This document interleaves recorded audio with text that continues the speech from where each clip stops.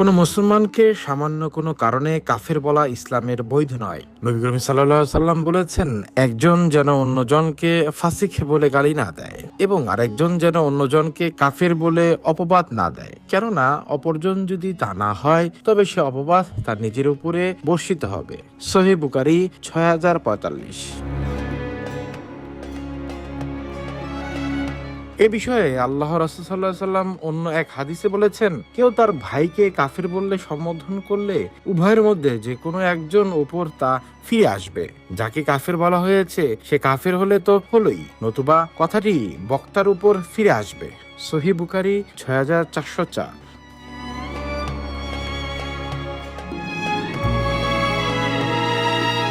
ইসলামের বিধান হলো কারো থেকে কুফরি কোনো কাজ বা কথা প্রকাশ পেলেই তাকে সরাসরি তাকফির করা বা কাফের ঘোষণা দেওয়া সাধারণ মানুষের কাজ নয়। ইসলামিক বিষয়ে গবেষকরাই ওই ব্যক্তির সার্বিক অবস্থা যাচাই বাছাই করে ইসলামের মূলনীতি সামনে রেখে ফতোয়া দেবেন। তবে সতর্ক বিষয় হলো, শরীয়তের দৃষ্টিতে অমুসলিমরা স্পষ্টতাই কাফের। তাদের কুফরি কেউ কুফুর না মানা অথবা তাদের কুফুরের প্রতি শ্রদ্ধাশীল হওয়া যাবে না।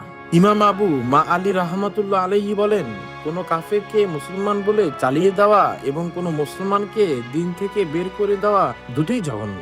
মোট কথা হলো, কাউকে তাকফির কথা বলা, কাফের ঘোষণা দেওয়ার ক্ষেত্রে বাড়াবাড়ি করা যাবে না।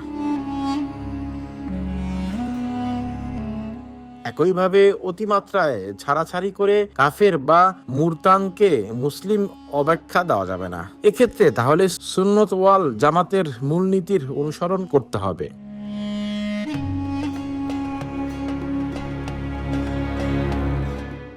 নবী করিম সাল্লাল্লাহু আলাইহি সাল্লাম উম্মতকে সতর্ক করে দিয়ে বলেছেন, কোনো মুমিনকে কুফরের অপবাদ দেওয়া তাকে হত্যা করার মতোই।